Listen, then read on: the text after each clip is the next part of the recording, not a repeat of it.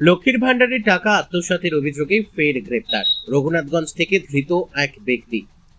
পশ্চিমবঙ্গ সরকারের জনপ্রিয় সামাজিক সুরক্ষা প্রকল্প লক্ষ্মীর ভান্ডারের টাকা আত্মসাতের অভিযোগে তদন্তে নেমে ফের এক ব্যক্তিকে গ্রেপ্তার করল বহরমপুর থানার পুলিশ। শুক্রবার দুপুরে রঘুনাথগঞ্জ থানার অন্তর্গত রঘুনাথগঞ্জ 2 নম্বর ব্লকের মিঠিপুর গ্রাম পঞ্চায়েতের রায়চক বোলতলা এলাকা থেকে অভিযুক্তকে আটক করা হয়। পরে তাকে গ্রেপ্তার দেখিয়ে বহরমপুরে নিয়ে যাওয়া হয়।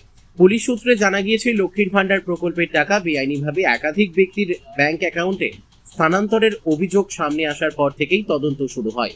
তদন্তে উঠে আসে একটি সংগঠিত চক্রের সম্ভাব্য যোগসূত্র। সেই সূত্র ধরেই ধারাবাহিকভাবে অভিযুক্তদের বিরুদ্ধে ব্যবস্থা নেওয়া হচ্ছে। এর আগে একই মামলায় বহরমপুরের রাকিবুল শেখ এবং রঘুনাথগঞ্জের মোস্তাফিজুল ইসলাম ও তরিকুল ইসলাম নামে 3 জনকে গ্রেপ্তার করেছিল পুলিশ। তাদের জিজ্ঞাসাবাদ এবং বিভিন্ন নথিপত্র খতিয়ে দেখার পর তদন্তকারীরা নতুন কিছু তথ্যে হাতে পান। সেই তথ্যের ভিত্তিতেই শুক্রবার রায়চক বোলতলা এলাকা থেকে আরও এক ব্যক্তিকে গ্রেপ্তার করা হয়। তদন্তকারী কর্মকর্তাদের দাবি, সরকারি প্রকল্পের অর্থ তছরূপের ঘটনাকে অত্যন্ত গুরুত্ব সহকারে দেখা হচ্ছে। এই ঘটনার সঙ্গে আরও কেউ জড়িত রয়েছেন কিনা তাও খতিয়ে দেখা হচ্ছে। প্রয়োজনে আরও গ্রেপ্তারির সম্ভাবনাও উড়িয়ে দেওয়া যাচ্ছে না।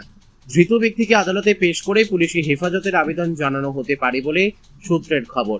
তবে তদন্তের স্বার্থে সর্বশেষ গ্রেপ্তার হওয়া ব্যক্তির নাম ও অন্যান্য তথ্য এখনো আনুষ্ঠানিকভাবে প্রকাশ করেনি পুলিশ। ঘটনাকে কেন্দ্র করে রঘুনাথগঞ্জ ও সংলগ্ন এলাকায় ব্যাপক চাঞ্চল্যের সৃষ্টি হয়েছে। সরকারি প্রকল্পের অর্থ নিয়ে অনিয়মের অভিযোগ সামনে আসায় সাধারণ মানুষের মধ্যেও নানা প্রশ্ন উঠতে শুরু করেছে। মামলার তদন্ত অব্যাহত রয়েছে। মুর্শিদাবাদের রঘুনাথগঞ্জ থেকে জয়ন্ত রায়ের রিপোর্ট, বিগ নিউজ বাংলা। কে কে সাথে ছিল বলবেন না?